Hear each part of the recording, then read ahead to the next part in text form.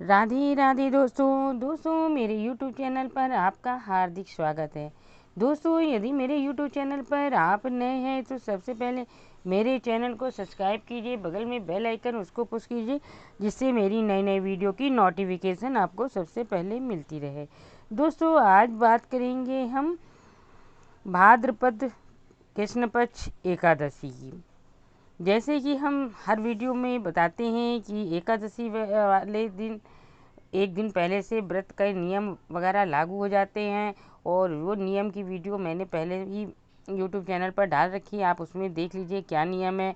और जिस दिन एकादशी हो उस दिन सुबह से स्नान वगैरह करके स्वच्छ कपड़े पहने और भगवान को पंचामृत से स्नान कराएं और फलहरी वगैरह का भोग लगाएं, फूल पुष्प वगैरह चढ़ाएं और दिन भर ओम नमो भगवते वासुदेवाय का जप करते रहें।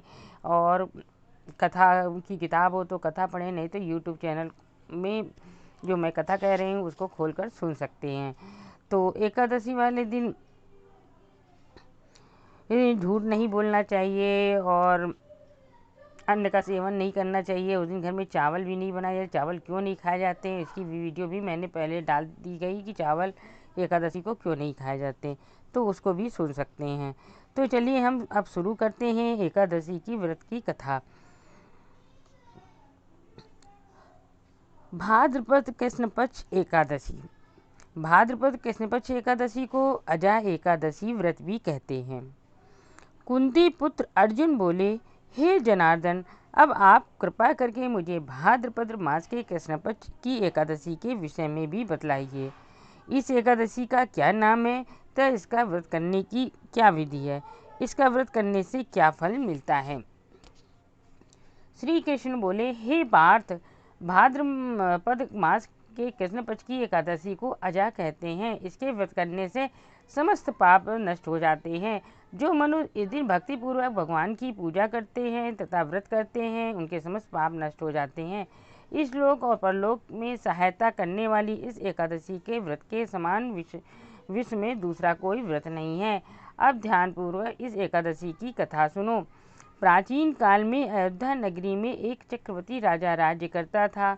उसका नाम हरिश्चंद्र था। वे अत्यंत वीर प्रतापी तथा सत्यवादी था। दयायोग से उसने अपना राज्य स्वप्न में एक ऋषि को दान कर दिया और परिस्थितिवश उसे अपनी पत्नी और पुत्र को भी बेच देना पड़ा। स्वयं वह एक चांडाल का सेवक बन गया। उसने उस चांडाल के यहाँ कफन लेने का काम किया, परंतु उसने इस आपत्ति के काम में भी सत्य को न छोड़ा। जब इसी प्रकार उसे कई वर्ष बीत गए तो उसे अपने इस नीच कर्म पर बड़ा दुख हुआ और वह इससे मुक्त होने का उपाय खोजने लगा। वह सदैव चिंता में रहने लगा कि मैं क्या करूं, किस प्रकार इस नीच कर्म से मुक्ति पाऊं।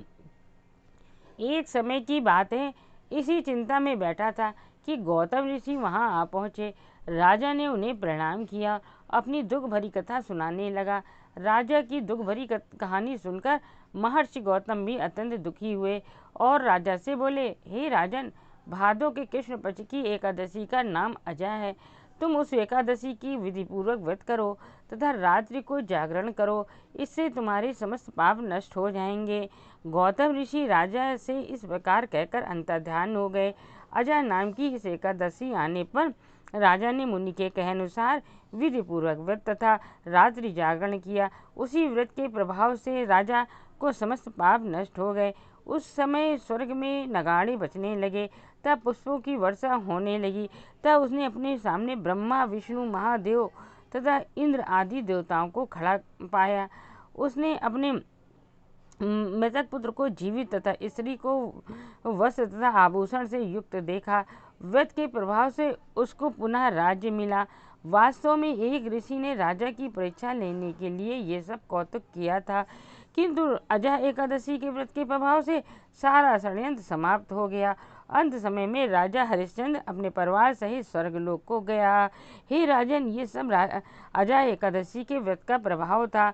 तब जो मनुष्य इस व्रत को विधि पूर्वक विधान पूर्वक करते हैं, तब रात्रि जागरण करते हैं, उनके समस्त पाप नष्ट हो जाते हैं, अंत में वे स्वर्ग को जाते हैं। इस एकादशी कथा के श्रवण मात्र से ही अश्वमेध यज्ञ का फल मिलता है। इस कथा का सार ये हुआ कि प्राणी को ईश्वर के प्रति पूरी निष्ठा रखनी चाहिए। कठिन परिस्थितियों में भी जो भी सत्य का मार्ग नहीं छोड़ते वे स्वर्ग के अधिकारी होते हैं।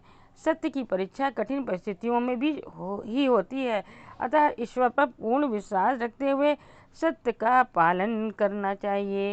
ये थी भाद्र मास कृष्ण पक्ष अजा एकादशी की व्रत कथा।